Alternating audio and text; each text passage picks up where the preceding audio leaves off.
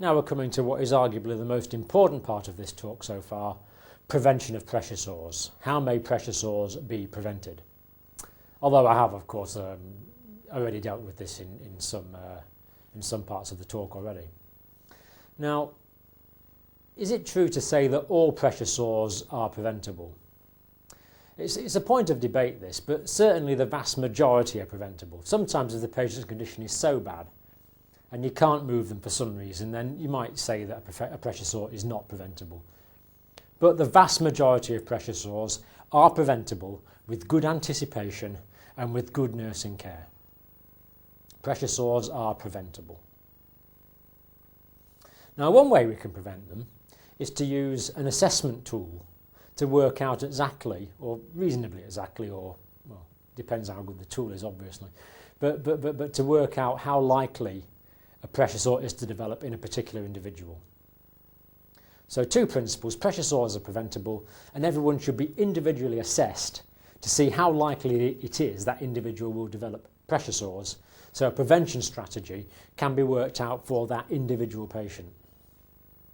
So we're thinking about prevention of pressure sores.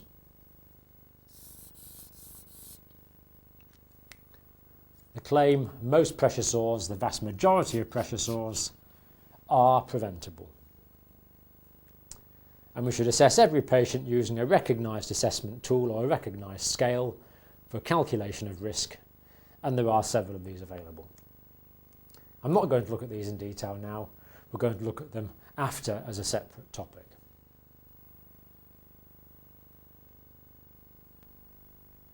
The patient's skin surfaces should be regularly inspected for redness or marking of any sort.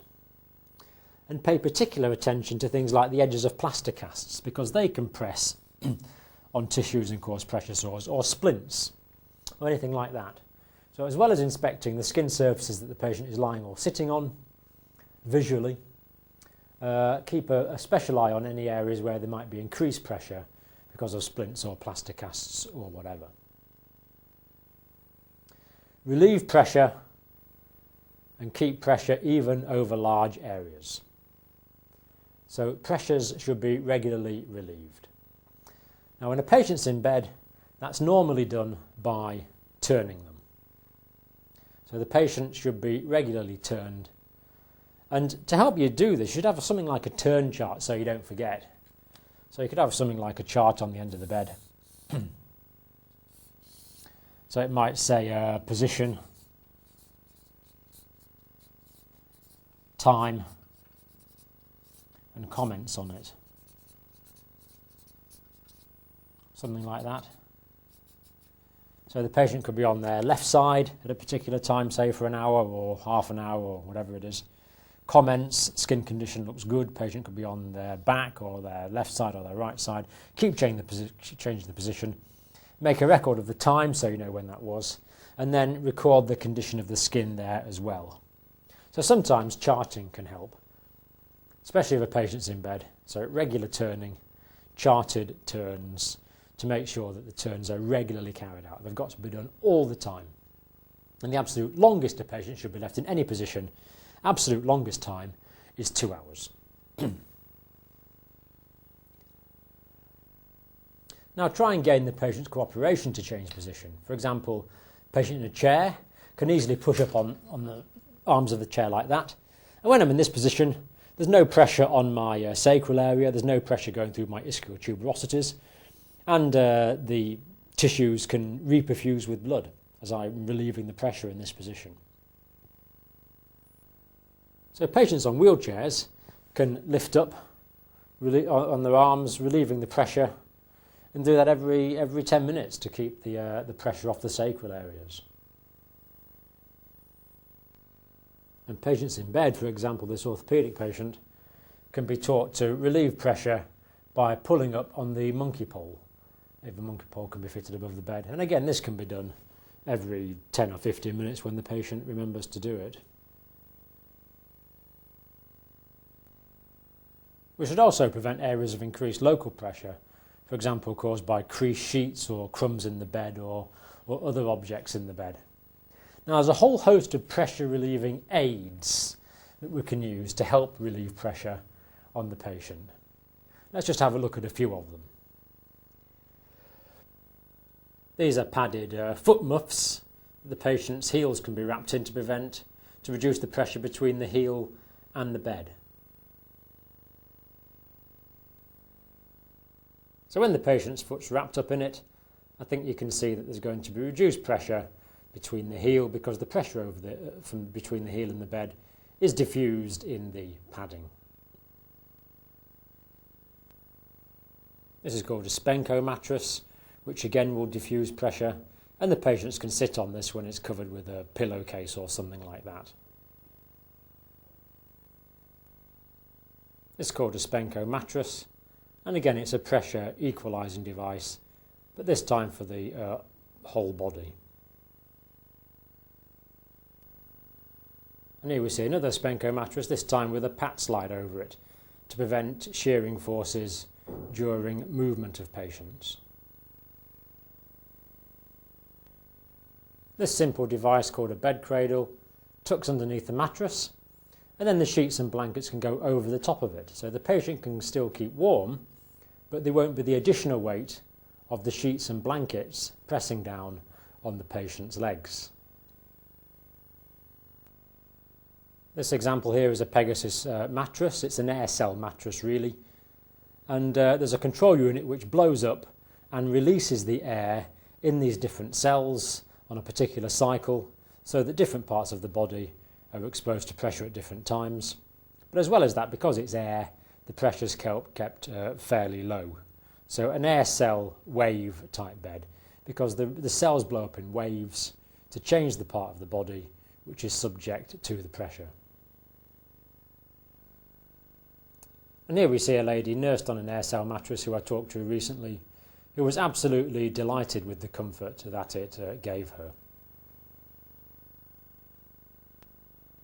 This is a more sophisticated type of air cell bed that we sometimes use for patients with burns who can't move around properly. We normally call this a burns bed. But it is in fact a type of air cell bed. And again, the different air cells blow up and let down in order, and you can see the control unit at the bottom there that controls this process. Expensive, but very, very effective. Initiate a mobility program to make each patient as independent and mobile as possible. So if they're completely immobile, as we've said, then regular turning, and this should be charted. And as well as that, as well as turning, of course, this should have passive limb movements as well to prevent the other complications of immobility that can also occur. Sitting patients can push themselves up and have special cushions. And as we've said before, the feet should be able to touch the floor so they can take the pressure off the bottom part of the body by pressing up on the floor. The feet should not be dangling in midair somewhere. Suitable walking aids can be provided, Zimmer frames and things like that to help patients be mobile. And generally teach them and encourage them the importance of maintaining mobility. Next point, do not rub or massage pressure points. Now in the old days this used to be routine that pressure sores were massaged, but now we know it is contraindicated and should not be done at all. Now it's not that long ago we used to massage all pressure sores believing that it stopped the tissue breaking down because it increased blood supply.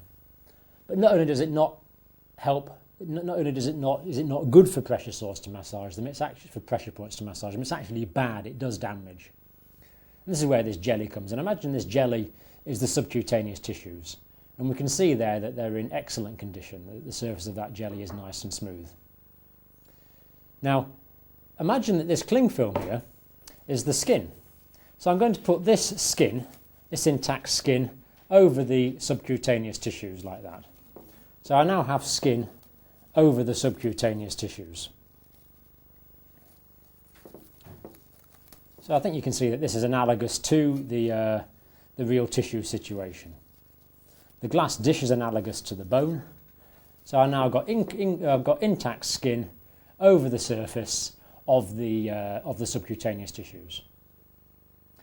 And now, if I massage the surface of this, if I massage the surface of the jelly, like that, massaging the surface, It's not a perfect analogy, obviously, because the cling film moves where skin doesn't. But what the point I want to make is that the skin, after you massage it, still appears to be intact because the skin is very elastic and it will remain intact. So the skin remains intact. The skin is intact. But if we look at the jelly now, and this has been done by pathologists in post-mortem studies, exactly this has been done, we can see now that the subcutaneous tissue is well macerated and well damaged.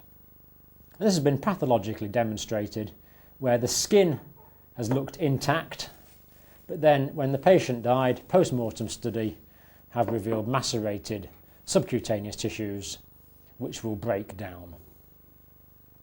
So do not massage pressure areas. Now the skin produces many natural protective oils, for example the waterproof sebum from the sebaceous glands.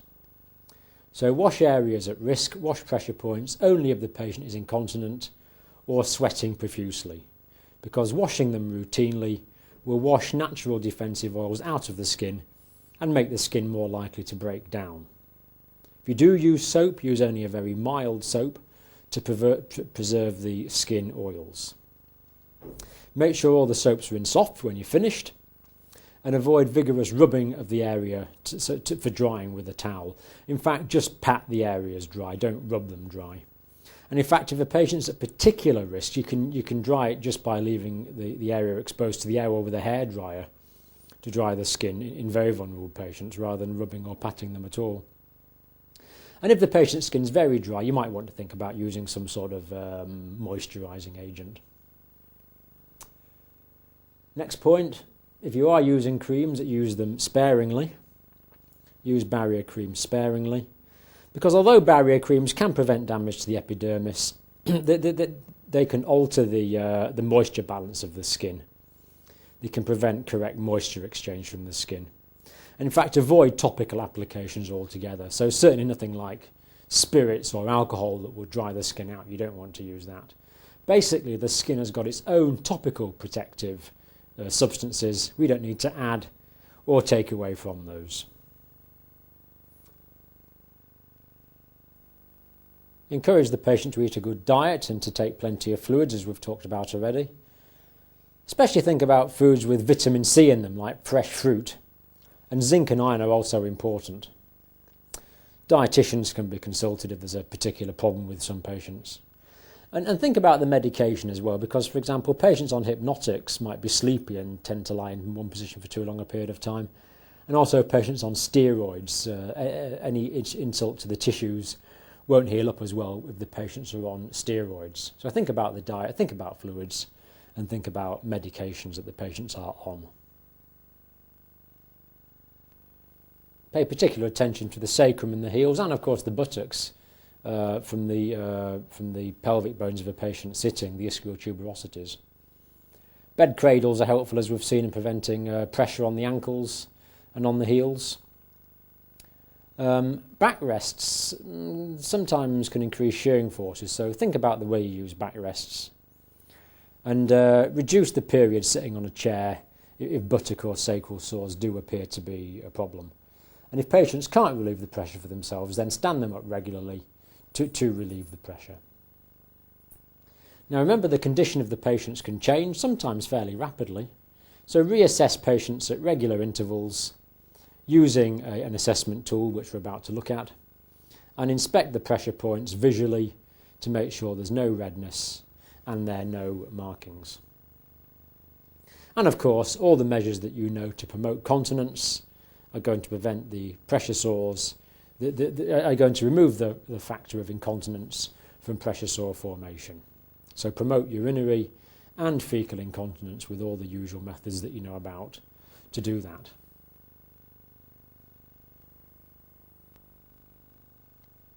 Diagnostic acumen, the ability to diagnose well, is not measured by the ability to recognise a sore once it has developed. Anyone can do that.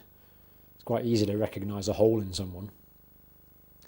But good diagnostic acumen is the recognition of early signs of potential skin breakdown and prevention of further progress and allowing the damage to be reversed.